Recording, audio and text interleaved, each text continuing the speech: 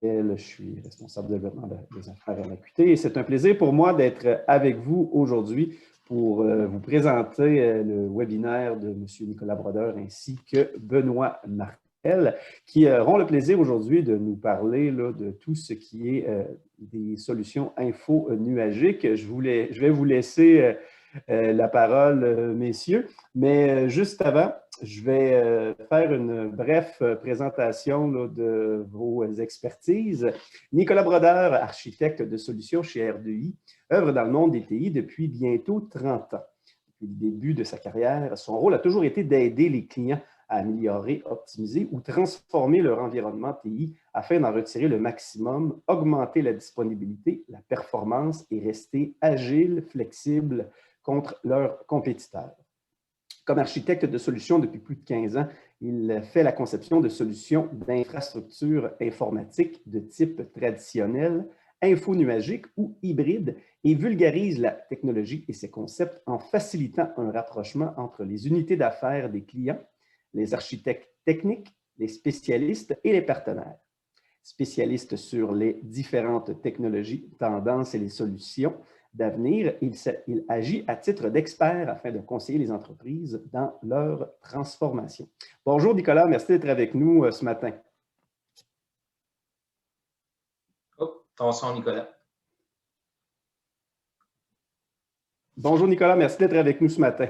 Bonjour, désolé, problème technique, ça prenait bien un architecte pour en avoir un, donc ça fait, on est correct maintenant. C'est bien correct, là, c'est pas un problème, merci beaucoup. C'est un classique de 2020-2021.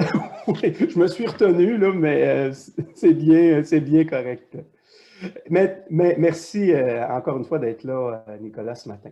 Je vous présente Benoît Martel, qui est président de R2I. Question de vous montrer un peu le parcours de M. Martel. Depuis près de 20 ans, Benoît se passionne pour les TI et le monde des affaires. Au cours de sa carrière, il a conseillé et s'est impliqué à divers niveaux stratégiques, tant financiers que technologiques, dans de grandes entreprises multinationales et a démontré une grande habileté à se différencier et à communiquer à divers niveaux exécutifs.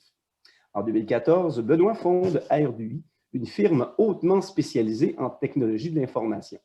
Grâce à son leadership, il a su mobiliser son équipe qui, chaque année, se dépasse pour offrir le meilleur service et ses efforts ont été récompensés. R2I a remporté plusieurs prix, tels que le prix Startup de l'année au Mercuriade et a été classé parmi les 50 entreprises émergentes canadiennes en 2018 et 2019. Ça fait pas longtemps, là. Ses fortes connaissances techniques lui ont également permis de s'impliquer à tous les niveaux du cycle d'un projet, que ce soit de la conception des solutions et de l'architecture, de la présentation, de la livraison, de la gestion de projet avant et après-vente. Très apprécié de ses clients qui lui sont fidèles, il a su maintenir une relation de partenariat à long terme avec eux. Ses clients principaux sont dans le domaine du commerce de détail, bancaire et des assurances, ainsi que dans le domaine de la distribution. Alors, Benoît, merci beaucoup d'être avec nous ce matin.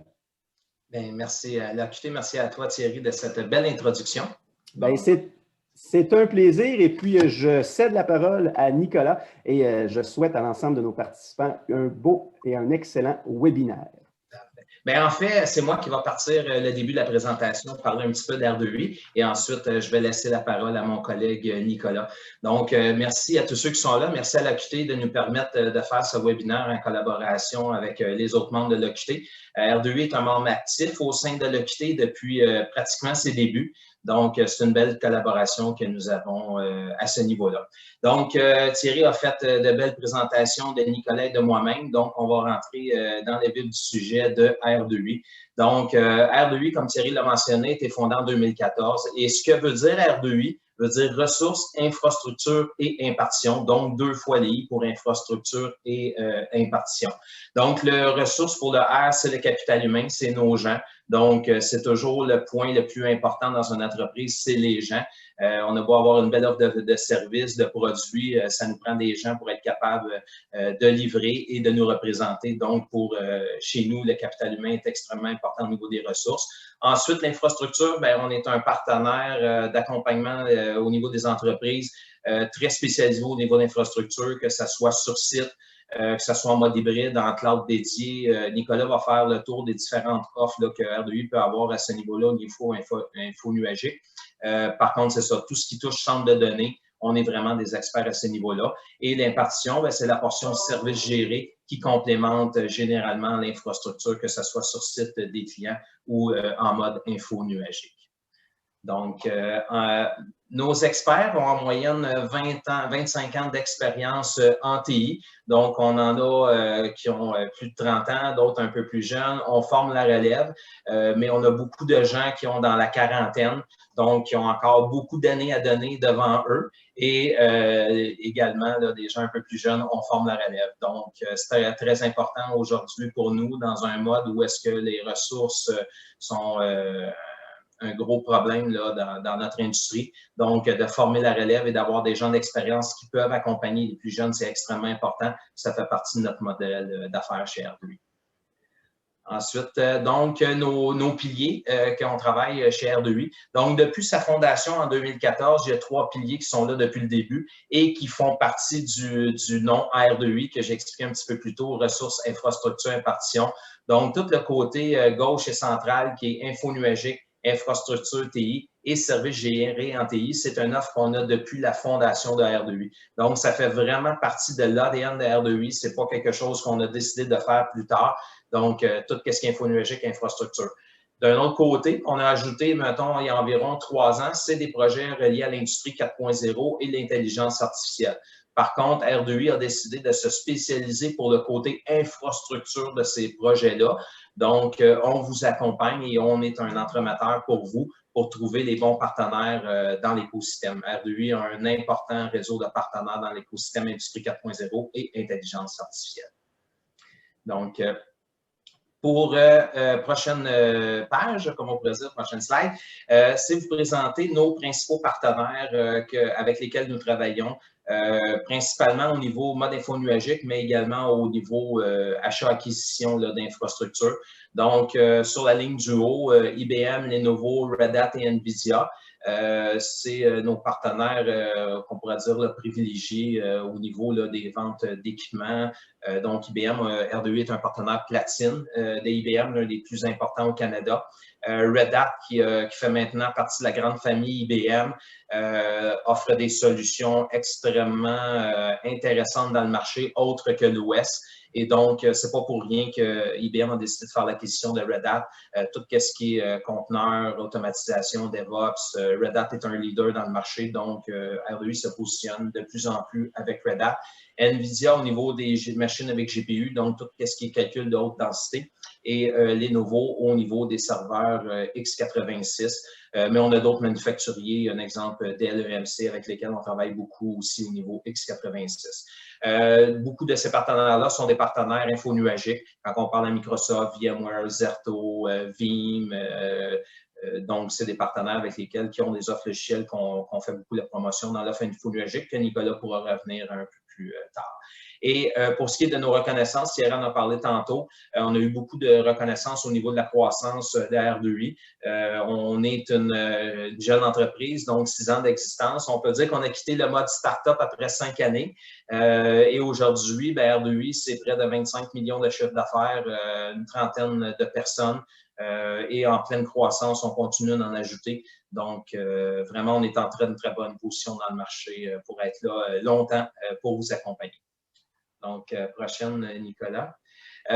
Donc, nous, ce qu'on offre R2I en système de, mettons, info nuagique, et c'est vraiment ce qu'il y a de mieux en la matière.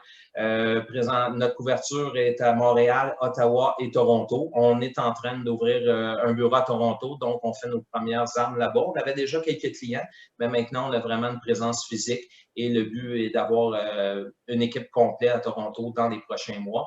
On a un centre d'opération 24/7. Ça, c'est des gens, des employés de R2I, physiquement, toujours devant leur écran, en train de vérifier les environnements infonuagiques de R2I. Donc, c'est notre niveau 1 qui prend les appels de support et relaie les appels lorsqu'il y a des alertes. Nous avons des clients principalement au Québec, oui, mais dans le reste du Canada et également aux États-Unis. Donc, on couvre beaucoup de clients en support, que ce soit infonuagique ou du support comme tel, là, qui ne sont pas nécessairement des gens en infonuagique, Canada et États-Unis. On a plusieurs multinationales dans nos clients qui ont divers centres de distribution, peu importe. Donc, on les aide au niveau des TI à ce niveau-là. Chose très, très importante, notre offre est certifiée ISO 27001 et 27018. Et la certification 27017 devrait suivre dans les prochains mois. On est sur la fin de la préparation de cette certification-là. Donc, ISO 27001, c'est sur la sécurité au niveau de l'info nuagique. 27018, c'est sur la protection des renseignements confidentiels et personnels. Donc, on sait que c'est extrêmement important dans le monde d'aujourd'hui au niveau de la sécurité. Et ISO est vraiment une autre certification spécialisée au niveau de l'info nuagique et de la sécurité et tout ce qui s'ensuit. Donc, très, très hautement certifié.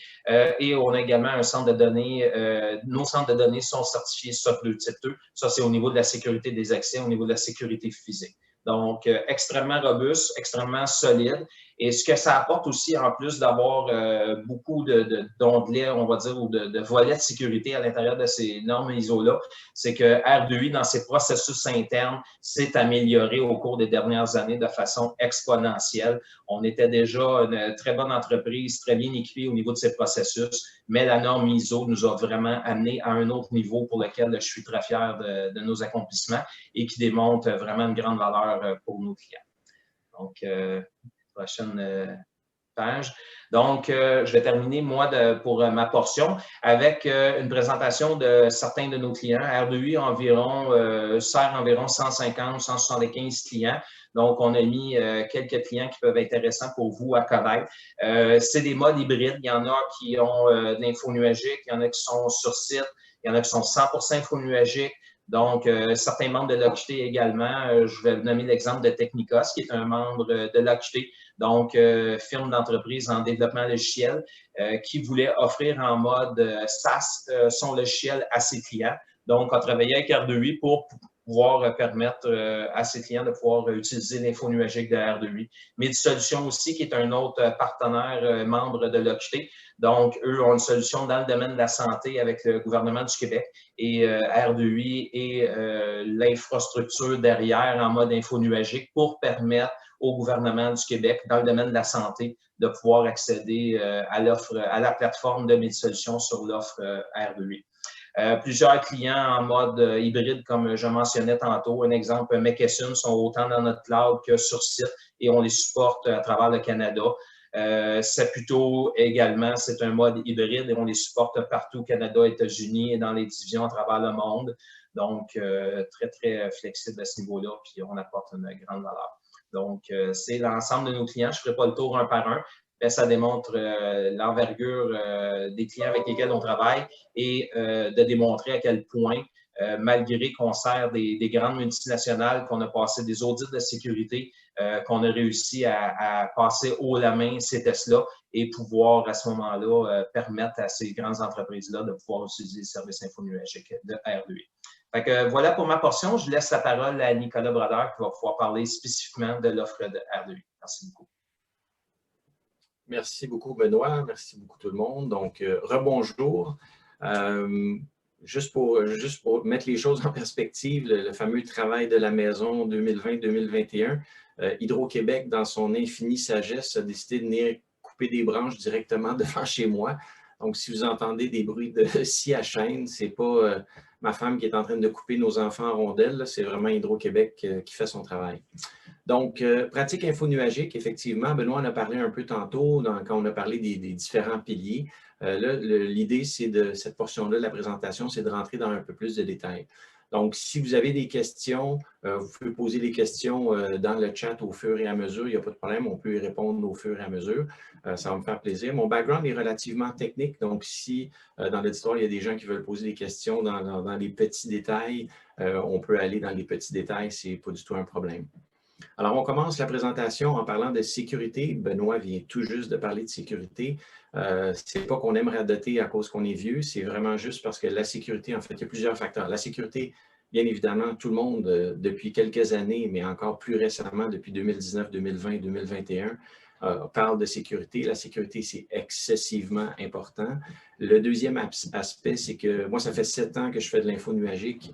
Aussi, je fais du traditionnel, mais je fais aussi de l'info nuagique depuis 7 ans. Puis, un des points qu'on entend souvent dans l'info nuagique, à tort d'ailleurs, qu'on entend dans l'info nuagique, c'est l'info nuagique, par définition, ce n'est pas sécure. Il y a un petit bémol, il y a toujours deux côtés à la médaille. La sécurité peut être un enjeu, mais je dirais la majeure partie des clients que nous, on visite et avec qui on travaille, le fait d'aller dans une offre info nuagique, ça améliore leur sécurité parce que nous, on a une pratique de sécurité que la plupart des plus petits clients n'ont pas nécessairement.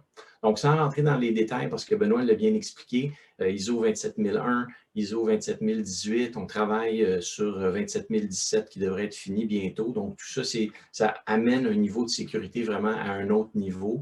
SOC 2 type 2 aussi, donc les centres de données où on est hébergé, où l'offre de R2I est hébergée, c'est des centres de données qui sont excessivement sécures. Donc, de ce côté-là, ça rassure beaucoup de clients. Puis Benoît en a parlé tantôt, en fait, beaucoup de très grands clients de multinationales qui travaillent avec nous.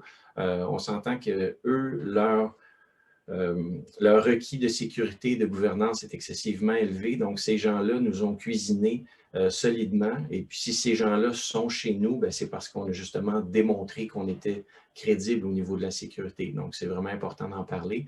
Dans le rectangle du bas, on parle aussi de la sécurité de façon plus générale. Donc, dans l'environnement, il y a des pare-feux. On peut faire le déploiement de gestionnaires de clés si vous voulez faire votre propre chiffrement, votre propre encryption, comme on dit dans le jargon.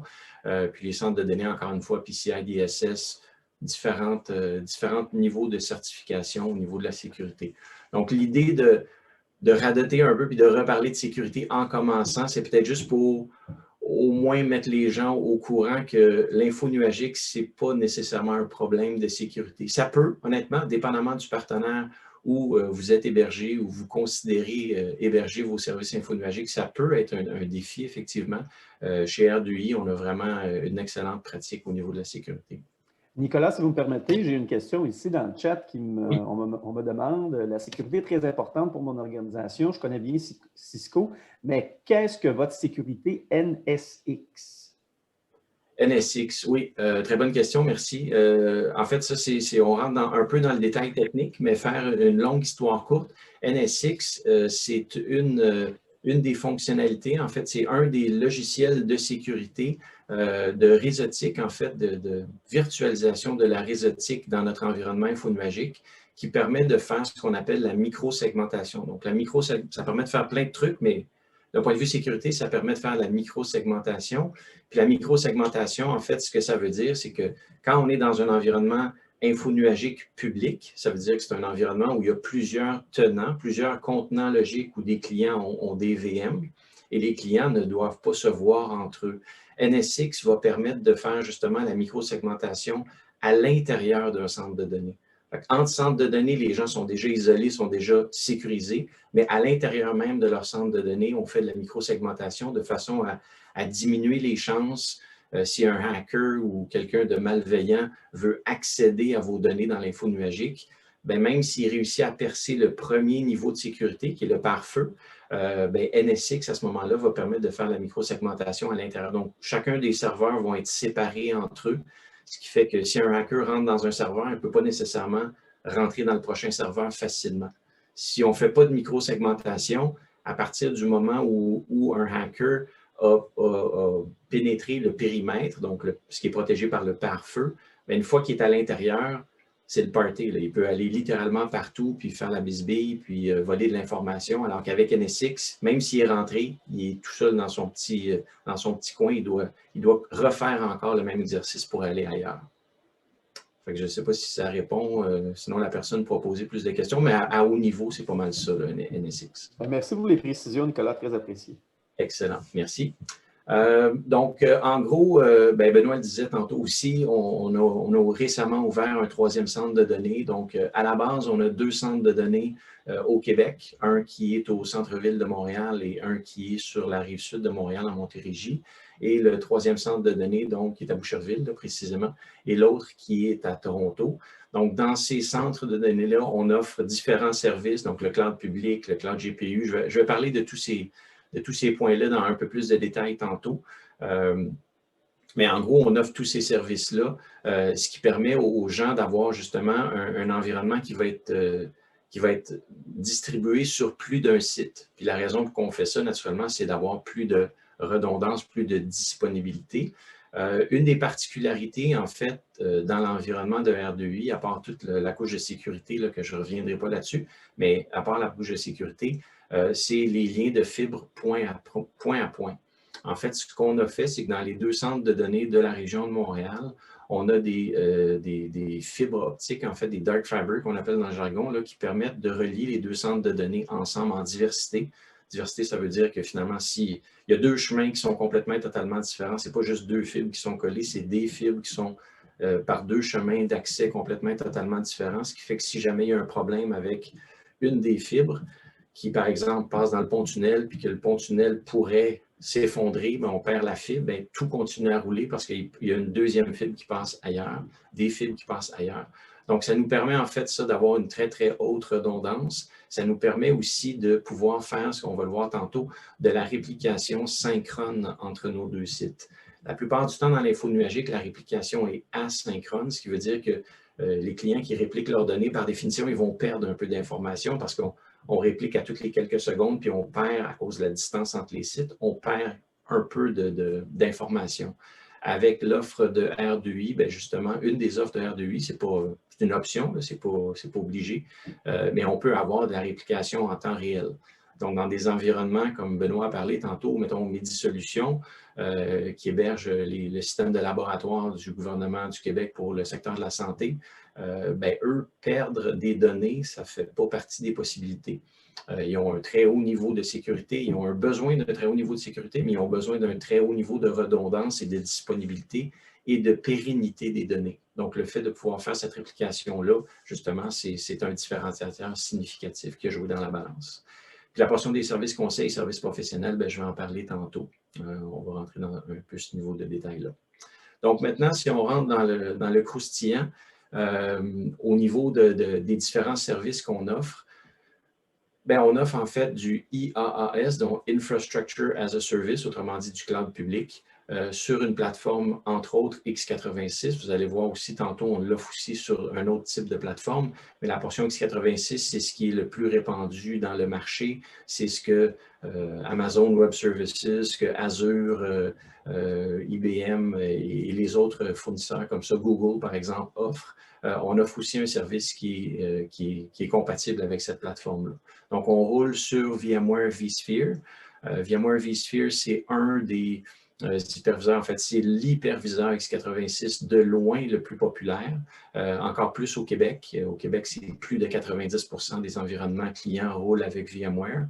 Et la raison pour laquelle on insiste sur ce facteur-là, c'est que le fait que nous, on roule avec VMware vSphere et que 90% des clients roulent avec VMware vSphere, ce que ça veut dire, c'est qu'on peut prendre les serveurs des clients et littéralement les copier-coller, plus ou moins, là, les déposer dans notre cloud, faire play et ça redémarre. Il n'y a pas de conversion de données, il n'y a pas de conversion de service à faire. C'est sûr qu'il y a de la réseautique à considérer, là, mais la VM ou les VM comme telles vont rouler dans leur format. Comme ils roulent chez vous, ils vont rouler chez nous.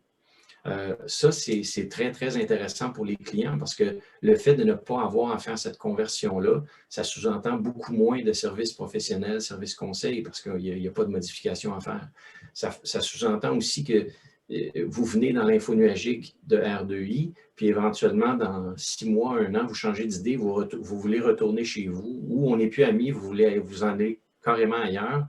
Bien, vos VM n'ont pas du tout changé. Leur état est exactement le même. Vous les recopiez, copier-coller, start et ça redémarre.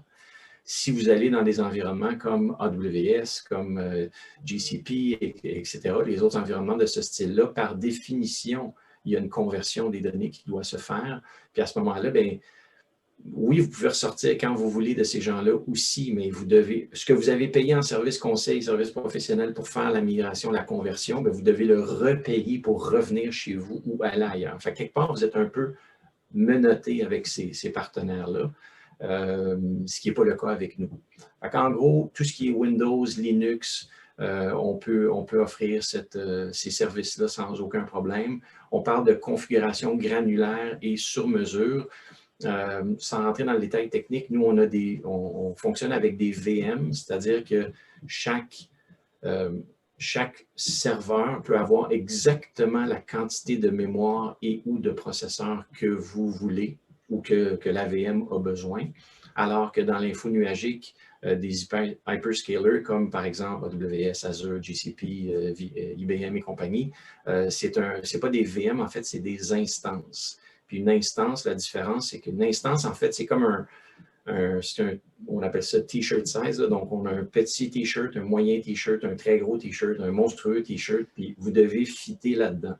Donc, si vous avez un besoin de processeur, de 2 processeurs, puis 16 gigs de mémoire, par exemple, bien, chez AWS, il n'y a pas de machine, il n'y a pas de t-shirt size de 2 processeurs, 16 gigs de mémoire. Pour avoir 16 gigs de mémoire, vous devez avoir 4 processeurs, par exemple. Bien, vous devez payer pour 4 processeurs. Alors que chez nous, si vous voulez avoir des chiffres exotiques de 3 processeurs puis 7 gigs de mémoire, bien, on va mettre 3 processeurs, 7 gigs de mémoire. Vous allez payer en conséquence. Mais c'est très, très, très flexible. Nicolas, j'ai 2 questions pour vous. Là, dans cette même ordre d'idée-là, on me demande ici, là, on parle de configuration granulaire. Qu'est-ce que vous voulez dire par là? Donc, on va commencer par cette question-là, puis par la suite, j'en ai une deuxième pour vous. OK. Bien, la configuration granulaire, c'est un peu ce que j'expliquais maintenant. En fait, c'est vraiment la capacité d'aller par incrément de 1 gig de mémoire, un processeur.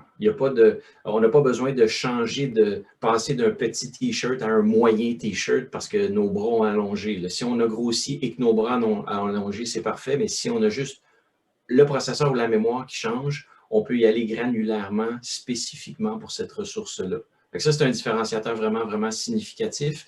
Puis, un des points, en fait, ça me permet de parler d'argent. Habituellement, je ne parle pas d'argent parce que ce n'est pas mon rôle, mais un des points qu'on entend, c'est « ouais, mais le cloud, des fois, c'est cher ». Mais c'est cher si on doit toujours aller plus gros que nos besoins réels. Dans l'info nuagique, vous payez vraiment selon vos besoins. Puis avec le cloud de R2I, vous allez pouvoir configurer exactement vos besoins, pas une miette de plus. Vous voulez faire un test, vous voulez en mettre un petit peu plus pour faire un test, vous en mettez plus, vous pouvez revenir à plus bas après. Donc, on est très, très granulaire en augmentation et en diminution aussi. Donc, si je comprends bien, mieux vaut bien s'habiller pour ne pas être obligé de retourner là, chez Walmart d'ici un autre mois, ben, par exemple. C'est exactement ça. Puis le fait de vouloir retourner chez Walmart puis de changer de chandail, ce que ça sous-entend aussi, c'est que quand vous allez enlever votre T-shirt petit pour mettre votre T-shirt grand, bien, vous n'allez pas être habillé pendant un certain moment. Ça, ce que ça veut dire en informatique, c'est que ça veut dire que vos VM vont être éteintes. Fait qu'il faut le faire à la fin de semaine, la nuit ou à un moment où on a une plage de disponibilité pour faire de la maintenance. Alors que chez nous, votre chandail, on va allonger les manches, grossir la taille ou diminuer la taille, pardon, diminuer la taille au fur et à mesure que vous en avez besoin sans que vous êtes en train de parler à quelqu'un puis on va refaire votre chandail, votre chemise au fur et à mesure sans que personne s'en rende compte, sans aucune interruption de service. Fait que c'est des facteurs qui sont vraiment différenciateurs. Là. Donc, c'est très personnalisé là, de ce que je peux voir. Oui, tout à fait. L'autre question que j'ai, c'est en lien justement avec la VM. Si mon environnement est déjà sur VMware, VMsphere, je suis très satisfait, moi, de mon côté, de VMware. Comment je peux m'assurer de la compatibilité de mes applications? OK, bon point. Ben en fait, je le disais d'entrée de jeu, là, on roule, nous, sur VMware vSphere notamment. Le fait qu'un client roule sur VMware vSphere, comme on roule la même plateforme, si c'est compatible chez vous, ça va par définition être compatible chez nous. Parce que, on utilise la même plateforme, exactement la même plateforme. C'est sûr qu'on a des outils additionnels que la plupart des clients n'ont pas. NSX, on en parlait tantôt. Un des points qu'on parle là, c'est vCloud Director. Donc ça, c'est une fonctionnalité, en fait, c'est une suite logicielle pour les fournisseurs infonuagiques. Un client n'a pas normalement vCloud Director. Mais bref, pour revenir à la question, le fait qu'on roule sur exactement la même plateforme, à part que nous, on a des outils additionnels, ça va garantir cette compatibilité-là, là, sans aucun transfert, aucune conversion. Super, j'espère que ça peut aider là, la personne concernée. Merci. Sinon, on va juste revenir avec une autre question, il n'y a pas de problème, on peut continuer. Tout ce que je viens d'expliquer pour la portion X86, on offre aussi sur une plateforme Power. Power, pour ceux qui ne sont pas familiers, c'est des serveurs d'entreprise de IBM. Donc, si vous avez entendu parler de AIX, IBM I, AS400, RISC-6000, etc., c'est des plateformes de ce type-là. Donc, c'est un processeur différent d'un processeur Intel AMD x86 général. C'est vraiment une plateforme à part qui roule habituellement des environnements d'entreprise. Donc, les plus grandes entreprises, il y a aussi des PME qui roulent avec des systèmes Power, mais c'est beaucoup dans la grande entreprise. Puis encore une fois, comme Benoît en a parlé dans sa partie, comme on travaille avec des petites, des moyennes et des monstrueuses entreprises, des multinationales, on se devait d'avoir une offre Power pour l'info nuagique aussi. Donc, l'intérêt de ça, c'est que tout ce qu'on fait avec la portion x86, ce n'est pas des VM, là, mais c'est l'équivalent. On peut le faire de la portion, sur la plateforme Power. Et les clients qui ont des environnements de ce type-là ont aussi des besoins x86. Donc, l'intérêt d'avoir un fournisseur de services qui offre les deux plateformes, ça permet d'avoir une proximité entre les charges de travail x86, Windows, Linux et les charges de travail Power, ce qui fait qu'au niveau de la performance, habituellement, c'est une bonne nouvelle. Il y a moins de latence, en fait.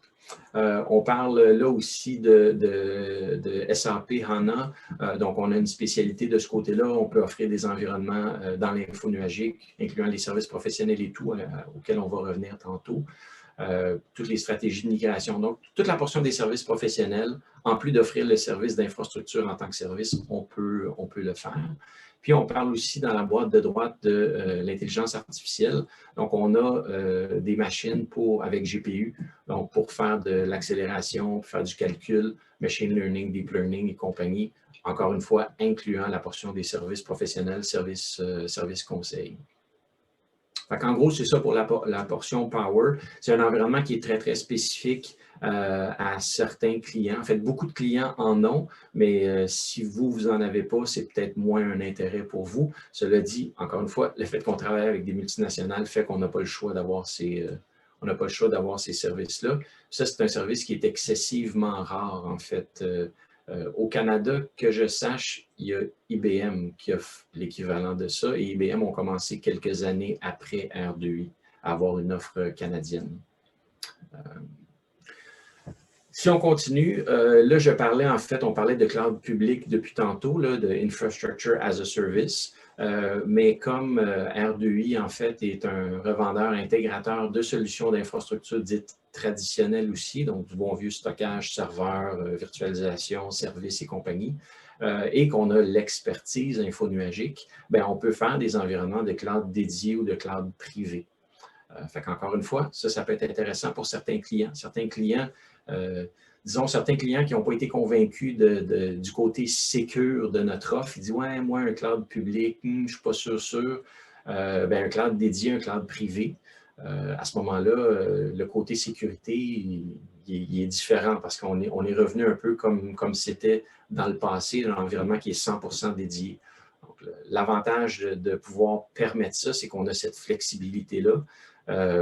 C'est sûr qu'il y a des désavantages parce que le cloud dédié, le cloud privé, il va avoir une portion où toute la flexibilité puis ce qu'on appelle l'élasticité dans le cloud, là, donc le fait de pouvoir augmenter, diminuer les ressources à la demande que j'expliquais tantôt, ce côté magique-là, on le perd un peu dans un cloud dédié privé parce que naturellement, on a un environnement qui est dédié à vous.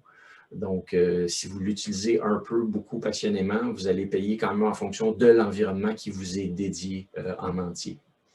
Mais c'est quand même intéressant de pouvoir offrir ce type de solution-là. Puis on a certains clients qui fonctionnent de cette façon-là. Les solutions flexibles et sur mesure, je pense que j'en parle assez depuis tantôt. Là, on est flexible et on est sur mesure. Donc, on peut faire différentes solutions basées sur le requis des clients.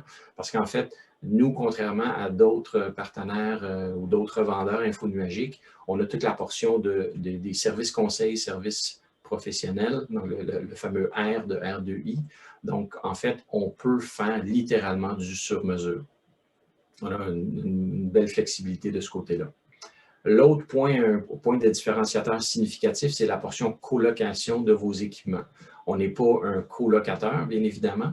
Par contre, comme nous, on a accès au cabinet de notre environnement, on a la capacité et la possibilité, donc, avec certains clients, de faire la colocation d'équipements physiques. Donc, je vous donne un exemple, un client qui dit « Ouais, ça a l'air bien ton affaire infonuagique, mais moi, j'ai des équipements que je viens d'acheter il y a 6 mois, il y a 10 mois ou 1 an, puis ils sont encore sur mes livres. J'ai besoin je ne peux pas juste jeter ça par la fenêtre et aller dans l'info nuagique. » Bien, on peut prendre une partie de ces équipements-là et la réutiliser, donc physiquement, dans l'info nuagique. Donc, on va transférer une partie de ces équipements-là, selon le design qu'on va avoir fait ensemble. On va transporter ça dans les centres de données d'où on opère et on va connecter ces équipements-là avec un Virtual Cross Connect, mais peu importe, une technologie qui va nous permettre de connecter vos équipements qui sont en colocation chez nous vers l'environnement de cloud public ou dédié ou privé ou sur mesure ou un mix de tout ça. Mais bref, ça permet de sauver de l'argent parce que ces équipements-là, on pourrait vous les louer en info nuagique, mais le fait de les avoir, on peut les réutiliser aussi de ce côté-là. Ça, c'est quelque chose que les grands hyperscalers ne peuvent pas offrir parce qu'en fait, vous ne rentrerez jamais dans les centres de données de ces gens-là. En fait, on ne peut même pas savoir, on sait tous ils sont où, mais techniquement, il n'y a pas d'adresse sur leur site qui en parle. J'ai une autre question ici, Nicolas, excusez. Oui. On a parlé de cloud public, cloud privé, là, mais on me demande ici, c'est quoi la différence entre les API et les cloud directors? Oui, OK. Les API vCloud Director, c'est que comme on utilise VMware, vSphere et vCloud Director, les API, en fait, c'est pour les environnements où il y a du développement, où il y a de l'automatisation, par exemple. Donc, mettons votre environnement à vous, monsieur, madame la cliente, il y a déjà vous faites déjà de l'automatisation puis du provisionnement automatique avec des API, bien à ce moment-là, nous, de notre côté, ça continue à être disponible parce que tous les API de vCloud Director, de notre côté, ils sont disponibles à tous nos clients. Donc, si vous voulez gérer, automatiser votre environnement via ça, parce que vous avez déjà vos recettes à l'interne via les API, bien, vous pouvez continuer à le faire chez nous. J'imagine que ça doit être dans ce style-là, l'angle de la question. Là. Sinon, on pourra revenir. Ben, je crois que ça venait de la page 14, qu'on avait 2 pages avant, parce qu'en bas, c'était marqué vCloud Director API. Okay. Oui, effectivement. Ben, je ne suis pas rentré dans le détail des API. Non, c'est correct, mais je l'ai probablement donné. Puis, si tu me permets, Nicolas, par rapport à la colocation de vos équipements, ce que j'ajouterais un très bon exemple qui arrive régulièrement, c'est les équipements de télécommunication et des firewalls quand une entreprise a un propre standard de firewall. Donc, nous, un exemple, les grandes multinationales qui sont là ont des réseaux MPLS chez nous. Puis, eux, s'ils ont 50 locations à travers l'Amérique du Nord, bien, ils ont leur standard. Fait que nous, on devient une location ou un point physique pour eux et ils installent leur standard de firewall. Donc, c'est un bel exemple autre que de l'équipement qui est assez répandu en besoin. Effectivement. Merci de me rappeler à l'ordre. C'est un excellent point. Nicolas, est-ce qu'on peut revenir à 2 slides avant? L'autre slide d'après, parce que je pense, je ne sais pas si c'est ici que j'ai vu ça. Ça vient de moi, là, parce que j'avais vu tantôt qu'on parlait de lien fibre PTB entre 2 éléments. Donc, je t'ajoute, moi, par curiosité, je serais curieux de savoir comment ça pourrait aider nos membres là, avec vos solutions. Là. OK, excellent. Je ne retournerai pas à la slide, mais je vais l'expliquer comme ça, sans la slide. En fait, c'est que c'est des fibres point à point, point to point, là. Et ce que ça fait, en fait, c'est que ça permet entre nos sites, il y a 2 facteurs. Entre nos sites à Montréal, nous, on a déjà des fibres qui sont dédiées entre les centres de données. C'est ça que j'expliquais par rapport au point de la diversité. Donc, on a ce qu'on appelle dark fiber qui relie nos centres de données pour justement offrir la réplication synchrone, puis etc., une haute disponibilité, puis une possibilité de basculer entre les liens si jamais il y a un problème. Ça, c'est un point. L'autre point, c'est que, puis Benoît, il a touché tantôt au niveau de la colocation. Quand un client veut se connecter vers l'info nuagique de R2I, il peut se connecter en VPN, il peut se connecter. Il y a différentes façons de se connecter. MPLS, c'en est un, mais ça peut être aussi du point à point. Donc, un client qui dit « Moi, je ne veux pas passer par l'Internet, je ne veux même pas passer par un réseau privé comme un MPLS ETL, je veux passer par ma propre fibre dédiée ou mes propres fibres dédiées parce que je veux avoir une sécurité accrue, je veux avoir une qualité de service garantie, je veux avoir une bande passante large comme ça parce que mon workload fait que j'ai besoin d'avoir un throughput complètement démentiel, ben, on peut aussi accommoder ça sans aucun problème. Donc, je dirais que ça dépend. La réponse, c'est que ça dépend réellement du besoin.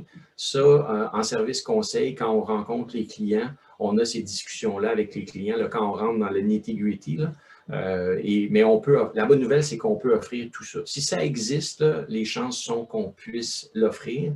Et les centres de données où on est hébergé, d'ailleurs, c'est des centres de données dits neutres. Ça veut dire que c'est des centres de données où tous les carriers, tous les fournisseurs de services de télécom peuvent aller. La plupart, ils sont déjà, mais si vous faites affaire avec une compagnie un peu obscure qui n'est pas là, et que vous voulez continuer à faire avec ces gens-là, aucun problème. Ils ont accès à se connecter à ces centres de données-là. Donc, à ce moment-là, on pourrait faire n'importe quel service de télécom que votre fournisseur offre actuellement. Donc, merci pour cette précision-là. Si je comprends bien, dans le fond, c'est une offre qui peut être demandée là, dès le départ lorsque quelqu'un de chez vous nous rencontre. Tout à fait, tout à fait. En fait, l'offre peut être demandée, mais la portion des services conseils, en fait, c'est des services d'accompagnement. Donc ça fait partie de mon travail, puis les gens dans mon département, c'est qu'on rencontre les clients. Ce n'est pas un service facturable, ça, dit en passant, là. On rencontre les clients, on pose plein de questions, on essaie de comprendre c'est quoi leurs besoins réels. On peut aussi installer des sondes pour capter l'environnement parce que des fois, les clients n'ont pas nécessairement les outils pour savoir qu'est-ce qu'ils consomment réellement à l'interne chez eux. Donc, nous, en fait, on peut faire rouler des outils pour voir qu'est-ce qui se passe dans l'environnement. Puis de là, on peut revenir avec des recommandations de dire, bien, oui, les VM, ça a l'air parfait, mais la bande passante, ça pourrait être problématique parce que dans l'info nuagique, il faut toujours considérer cet aspect-là aussi. Ce n'est pas juste une question de VM puis de service, c'est le lien entre où vous êtes, où vos clients sont et l'offre info nuagique. Donc, c'est sûr que si vous êtes au Québec, bien, la bonne nouvelle, c'est que nous, on est au Québec aussi. Donc, par définition, la latence va être très basse. Si vous êtes dans la région de Montréal, bien, ça va être encore plus performant parce qu'on est littéralement à côté. Mais bref, on va faire ces calculs-là avec le client. Donc, ce n'est pas seulement le client le demande, c'est nous, on va vous faire des suggestions.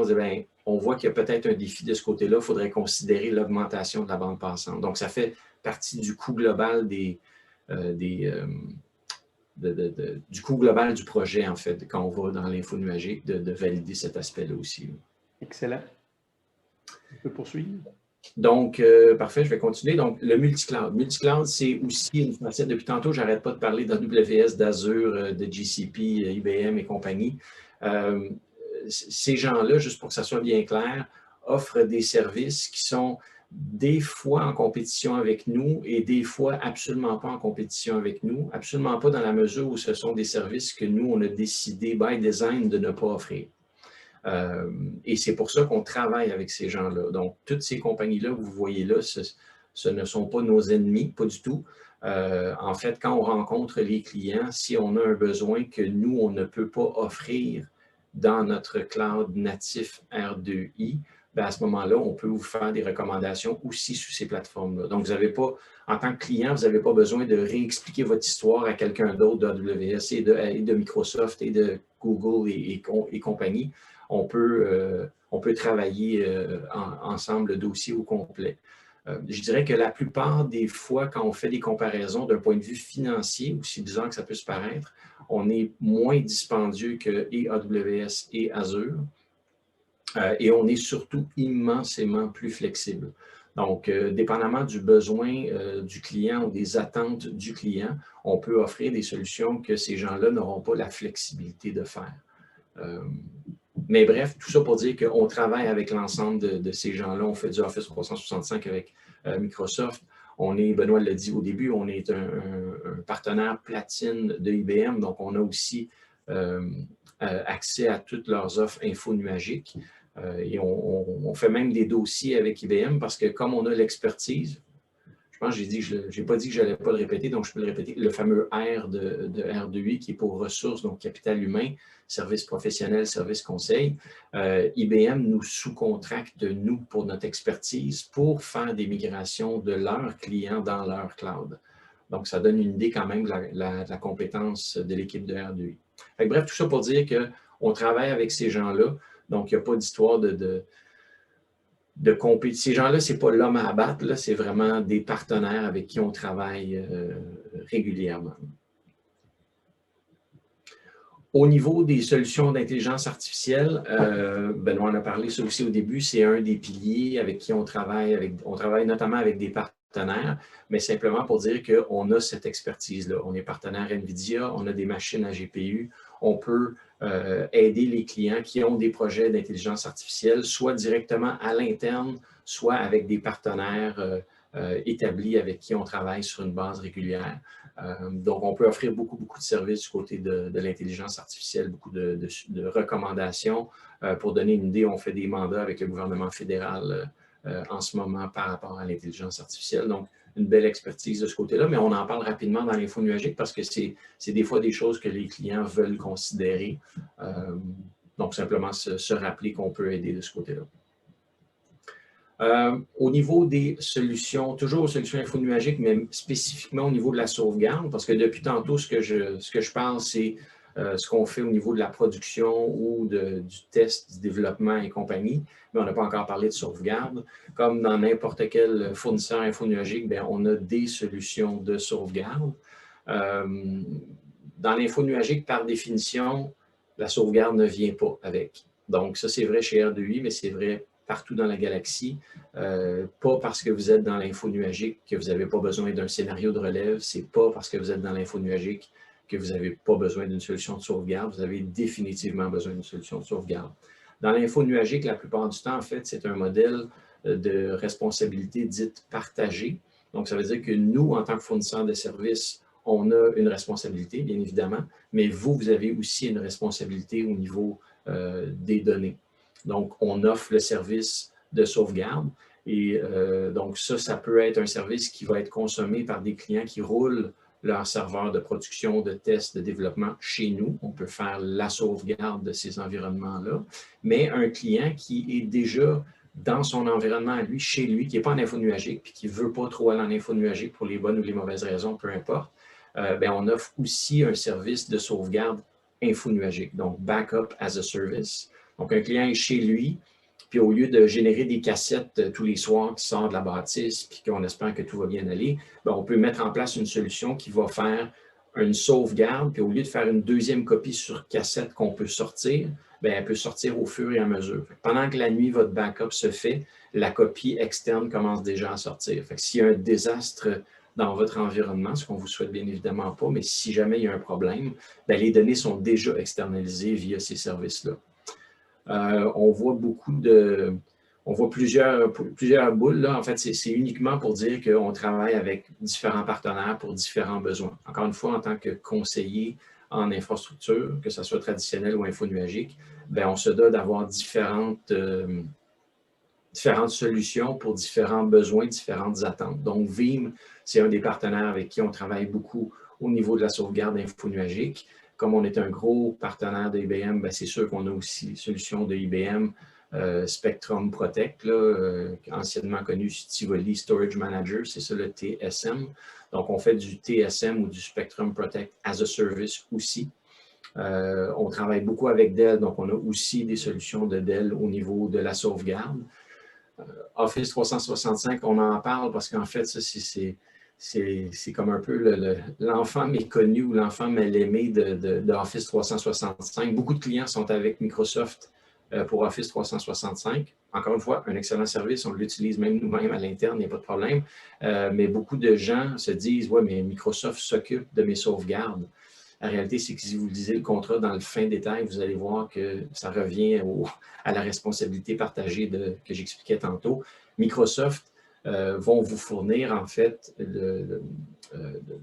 l'environnement, donc la coquille, mais les données dans la coquille, c'est-à-dire vos emails, les informations que vous échangez avec vos partenaires, avec vos clients, avec vos collègues, cette portion-là, elle n'est pas sous la responsabilité de Microsoft.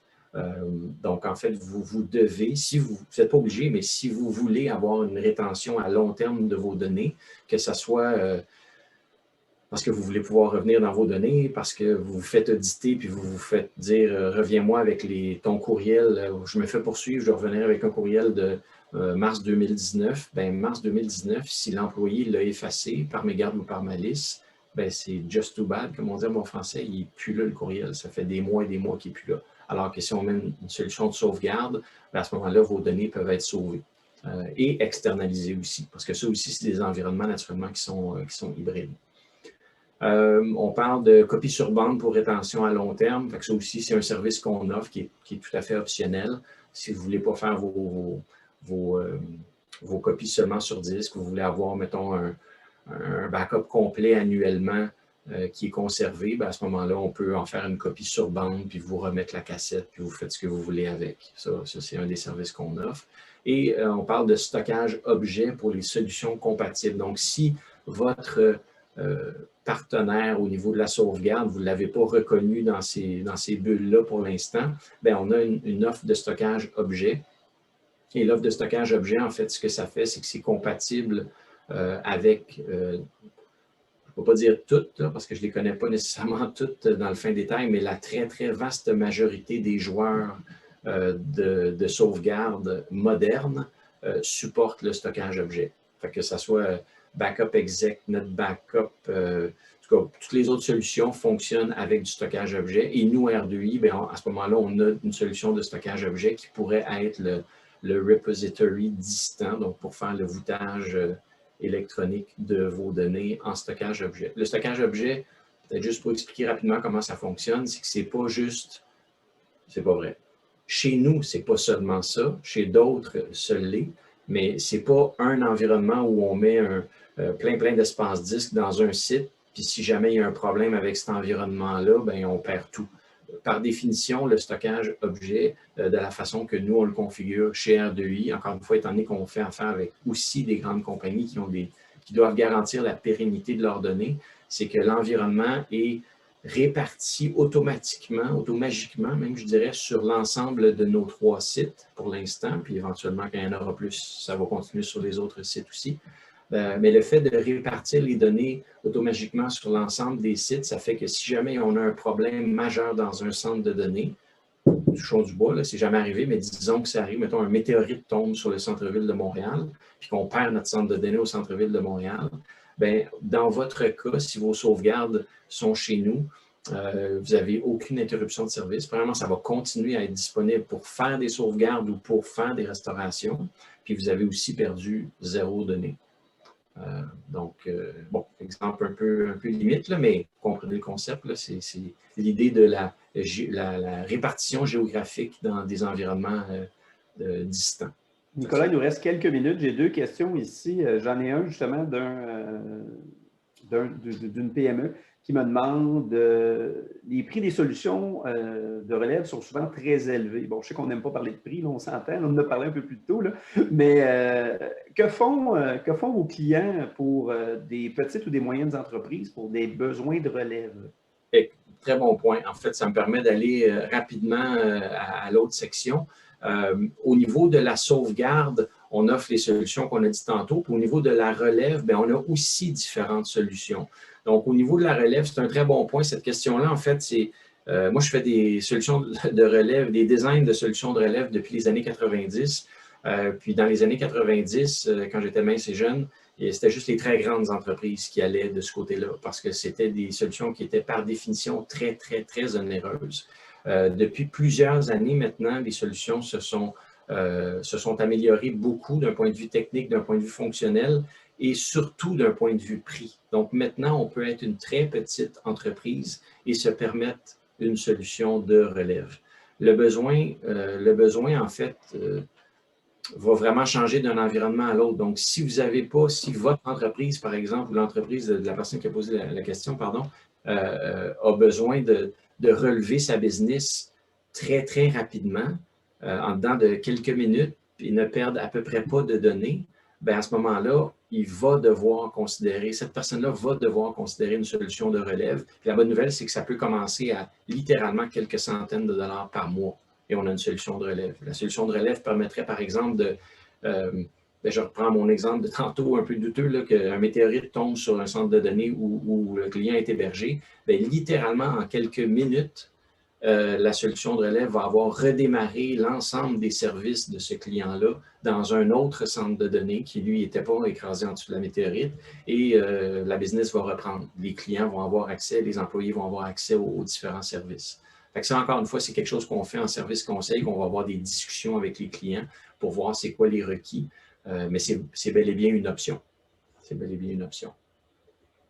Fait qu'en gros, j'espère que ça répond à la question, sinon, encore une fois, réitérer, on a différentes solutions. Donc, on a des solutions qui permettent une copie synchrone. J'en ai parlé tantôt, la fameuse fibre optique, les fibres optiques Dark Fiber qui relient nos centres. Donc, ça permet d'avoir une synchronicité, ce qui peut être intéressant dans certains cas clients. Encore une fois, ça dépend des besoins. On a des solutions qui permettent une réplication asynchrone. Donc, on va perdre quelques secondes. Mais on va avoir des points de redémarrage très, très courts parce que la solution va inclure toute l'automatisation du redémarrage. Donc, l'orchestration et l'automatisation du redémarrage. Parce qu'on a beau avoir nos données dans le deuxième centre, si on n'a pas un outil qui va faire que les serveurs vont redémarrer dans l'ordre qu'il faut, que le réadressage de IP va se faire, le réadressage de réseau va se faire pour rediriger les usagers ou les clients vers ce nouveau centre de données-là, bien, même si tout est redémarré, il n'y a personne qui va avoir accès au service. Fait qu'il faut que la solution fasse aussi ce réadressage-là, puis cette redirection-là. Donc, la solution que nous, on met en place permet de faire ça. Puis, on a bien évidemment des solutions qui sont sur mesure. Donc, on a certains clients qui ont des besoins bien spécifiques, qui n'utilisent pas les solutions que nous, on utilise. Bien, on peut faire aussi du sur mesure au niveau au niveau des solutions de sauvegarde. Rapidement, j'ai quasiment fini. On parle de services conseils, services professionnels et services gérés. Donc, on l'a dit tantôt, R2I est une compagnie où il y a beaucoup d'expertise au niveau des services. Donc, les services conseils et les services professionnels, ça commence par le service d'accompagnement. Donc, on peut faire des analyses, des recommandations que je parlais tantôt au niveau de l'architecture, que ce soit infonuagique ou traditionnel ou hybride. Encore une fois, que ce soit avec le cloud de R2I, des serveurs, du stockage, des solutions de sauvegarde logicielle avec AWS, avec Azure, on peut aider de ce côté-là au niveau de démystifier les concepts puis faire des recommandations. Ensuite, on peut faire ça, c'est la portion qui est gratuite. Puis ensuite, bien, il y a des mandats en service professionnel, service conseil qui vont être facturables. Donc, si un client veut faire un bilan de santé, veut s'assurer que son environnement est déployé selon les meilleures pratiques, s'il veut des recommandations sur certains points bien spécifiques, bien à ce moment-là, selon le besoin, on peut faire ce type de travail-là. On fait bien évidemment des plans de migration, puis on peut faire un plan de migration que votre équipe, monsieur, madame le client, décide d'exécuter eux-mêmes. Mettons que vous n'avez pas les connaissances pour le faire, mais que vous voulez le faire vous-même, on peut faire le plan que vous allez exécuter, en partie ou avec nous. Ce qui permettrait potentiellement de sauver des coûts de votre côté. Ou on a des clients qui disent, moi, j'ai ni les connaissances ou j'ai les connaissances, mais je n'ai pas du tout le temps de le faire parce qu'il me manque de bras. Votre plan de migration a l'air merveilleux, mettez-le en place pour nous. Donc, on a aussi les services pour faire le plan de migration puis la mise en opération directement à partir de nos équipes de services professionnels.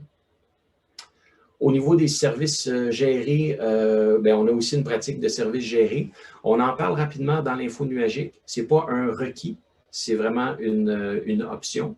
Donc, on a des clients qui disent, une fois que je suis dans l'info nuagique, je n'ai pas nécessairement les compétences pour gérer l'environnement ou j'ai les compétences, mais je n'ai pas nécessairement le temps. Puis je préfère que mes gens de TI focusent sur des projets spécifiques à haute valeur ajoutée pour l'entreprise.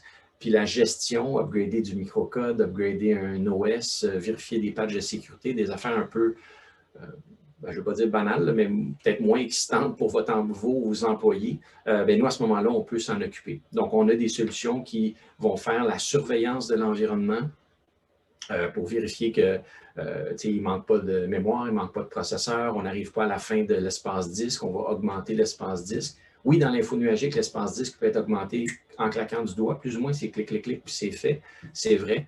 Mais s'il n'y a personne qui vérifie que le serveur ou la VM a besoin d'avoir plus d'espace disque, bien, on va se rendre au bout du file system, puis la VM elle va planter.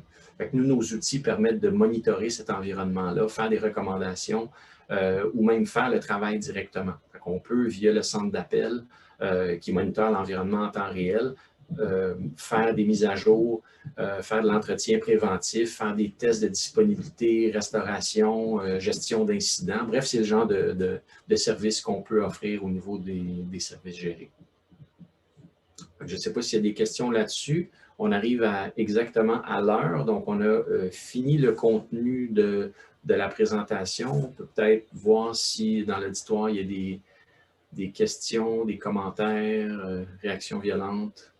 Moi, en attendant, Nicolas, si les gens veulent poser des questions, j'aimerais revenir sur 2-3 petites choses que tu as dit, juste complémenter. Tantôt, tu as parlé de Veeam quand tu parlais du backup, que souvent le monde va faire leur backup dans Veeam, etc., puis ils manipulent les cartouches, mais il faut penser aussi qu'il y a beaucoup de monde avec Veeam, ils se sont mis une petite unité de stockage à côté du serveur, font leur backup sur disque, donc ils ne manipulent pas de cartouches, mais ne sont pas dans une meilleure situation parce que le backup, il reste à côté des serveurs dans la même salle. Fait que ça, si quelqu'un est très à l'aise à rester on-prem, comme on peut dire, avec son infrastructure, mais qui veut au moins envoyer le backup à l'extérieur, bien, Veeam fonctionne très, très bien, même si ce n'est pas une manipulation de cartouche. Je voulais dire, j'ai beaucoup aimé ton mot « automagiquement ». C'est la première fois que j'entendais ça, c'était génial. Quand tu as dit ça tantôt, j'ai trouvé ça le fun. Puis l'autre chose, dernière chose, je l'ai ajouté, c'est que la portion service géré que Nicolas vient de mentionner, oui, il a dit ben c'est séparé de l'info nuagique, mais en même temps, un client qui désirait avoir une portion de service géré sans être en info nuagique, c'est quelque chose aussi de possible. On le fait pour des clients qui veulent leverager notre centre de support 24/7, qui disent que nous, ben, on continue à gérer nos affaires, mais on ne veut pas déranger nos gens Superjet 40 fois par semaine, des choses comme ça. Donc, on aimerait ça que vous preniez le niveau 1 puis le dispatch. Donc, c'est un service qu'on peut également offrir pour vous. Justement, Benoît, j'ai une question à cet effet-là. Oui. On me demande ici, j'ai déjà une équipe de support interne. Pourquoi est-ce que j'aurais besoin d'un service comme le vôtre? Vas-y, Nicolas, vas-y. Ben, en fait, excellente question. Si le client a déjà un environnement chez lui avec des ressources pour le gérer, il n'y en a pas nécessairement besoin, si on parle de la portion de service géré, là, il n'y a pas nécessairement besoin de nos services. Par contre, ce que je vois régulièrement chez des clients qui ont déjà l'expertise à l'interne, un peu comme ça a l'air le cas de ce client-là, c'est que ces clients-là n'ont pas nécessairement les outils pour faire la surveillance. Donc, je ne suis pas rentré dans le détail parce que j'essaie d'aller à la vitesse grand V pour finir à l'heure, mais dans la partie des services gérés, on peut aussi déployer des outils qu'on appelle de monitoring ou de surveillance. Et au lieu que, si jamais il y a un pépin, que cet outil-là nous parle à nous, à notre fameux centre d'opérationnel, au fameux NOC, et que nous, on prenne action, en fait, c'est que ces alertes-là peuvent être envoyées chez vous. Et là, à ce moment-là, vous vous en occupez. Fait qu'en fait, notre service, à ce moment-là, ça serait aussi simple qu'on déploie les outils, on vous montre comment les utiliser, puis après, vous vous occupez du reste, vous continuez à faire ce que vous avez. La plupart des clients, honnêtement, que je visite au Québec, à part des plus grandes entreprises, n'ont pas les budgets, puis n'ont pas nécessairement l'expertise pour déployer ce type de solution-là. Donc, la plupart du temps, c'est OK, bien, l'Internet vient de planter ou mon disque dur, je arrive le lundi matin, il flash orange, je suis en panne. Mais en réalité, ce disque dur-là, ça fait peut-être 2-3 semaines qu'il émet des alertes. C'est juste qu'il n'y a personne, il n'y a pas de solution qui écoute pour voir ces alertes-là.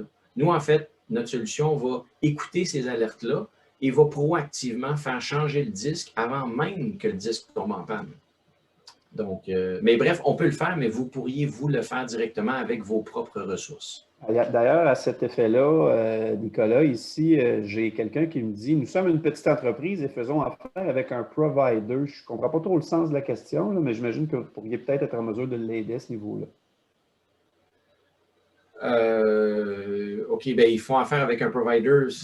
Ça dépend en fait de ce que le service que le provider, leur fournisseur, en fait, qu'est-ce qu'il offre comme service. Un peu comme R2I, notre fournisseur commence à éliminer son offre d'hébergement et se tourne vers Azure. À long terme, est-ce vraiment possible d'être compétitif ici au Québec contre Microsoft, Azure et d'autres? Ah ben ça, mettez-nous au défi, vous allez être agréablement surpris. Oui, définitivement. J'ai fait un mandat, pas un mandat, un comparatif avec un client la semaine passée. Ce client-là, en fait, a des bureaux au Canada, mais aussi des clients aux États-Unis. Puis naturellement, bien, les clients aux États-Unis, ils ne veulent pas être hébergés dans des environnements canadiens chez R2I.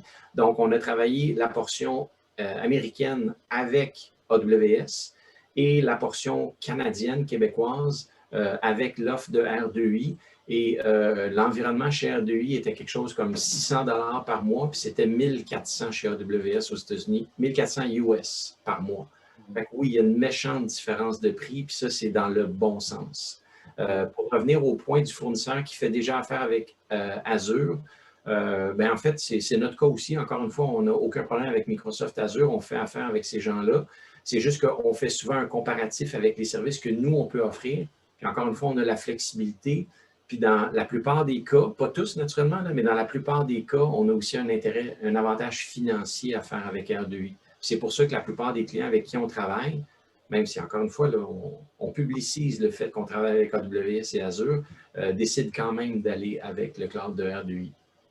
Si je peux me permettre pour comprendre le sens de la question, c'est que la personne se dit, si mon fournisseur s'en va vers une solution, on va dire hyperscaler, des grands joueurs de ce monde, ça veut peut-être dire que financièrement, il n'y a pas d'avantage pour un fournisseur de notre taille d'offrir un service infonuagique. Mais oui, puis nous, c'est là pour rester. Financièrement, on n'est vraiment pas gêné de nos prix. On est très, très, très compétitif. C'est là pour rester. Puis R2I investit massivement. On est rendu déjà à plus de 5 millions d'investissements dans notre cloud, là. Donc, oui, c'est possible d'avoir un cloud au Québec d'un fournisseur de notre taille avec tous les avantages que ça comporte et de demeurer compétitif à tous les niveaux. Toujours dans la même ordre d'idée, est-ce que votre centre à vous, est-ce que votre centre à vous comme tel ou vous le louez d'un plus gros fournisseur? Bien, nous, on est en colocation dans un centre de données parce que nous, notre mission, c'est de donner des environnements infonuagiques à des clients, de les accompagner au niveau de l'infrastructure. Nous, on est des experts d'infrastructure. On n'est pas des opérateurs de centres de données. Donc, par choix, on a laissé l'opération des centres de données à des spécialistes qui, eux, ont une infrastructure globale, électrique, redondance, génératrice. On les a laissés avec des experts qui, eux, ne font que ça dans la vie. Fait qu'on est en colocation pour que chacun ait ses spécialités. Bien, on est en colocation, peut-être à mon tour de rajouter ce que tu viens d'expliquer, Benoît. On est en colocation, mais juste pour que ça soit bien, bien clair, l'ensemble des services infonuagiques sont sur des équipements qui sont 100% propriété de R2I. C'est nous qui avons fait le design des solutions. On fait l'evergreening, donc les mises à jour et tout. On fait la revente de la solution, le support, la croissance de la solution. Donc, ce qu'on fait dans les centres de colocation, c'est vraiment l'emplacement physique. Là. Les sites de colocation où on est, ils touchent absolument pas à notre infrastructure. De toute façon, honnêtement, d'un point de vue sécurité, à cause de toutes les certifications qu'on détient, il n'y a pas quelqu'un d'autre qui peut toucher à l'environnement justement. Puis peut-être juste pour revenir au hyperscaler, il ne faut pas oublier que Microsoft est au Québec. Des en colocation. De tous, mais ils sont dans un centre de colocation, eux aussi, puis on parle de Microsoft. Là. Fait que c'est Google également, tous sont tous là-dedans. Fait que c'est ça,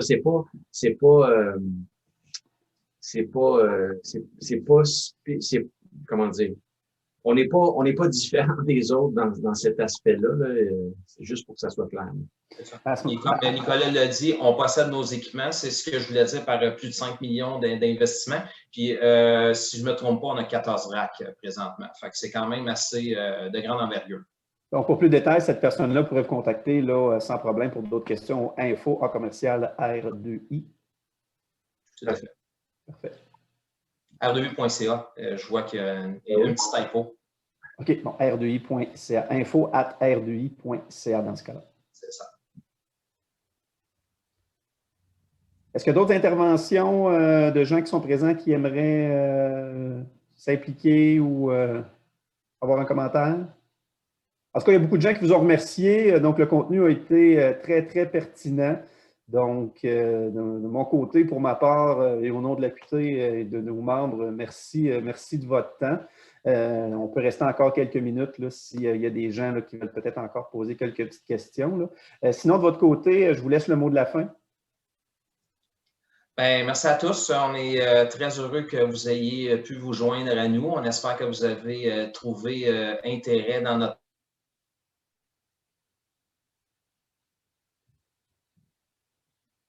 industries. La fidélité fait vraiment partie de la base de notre offre et notre marque de commerce, comme on pourrait.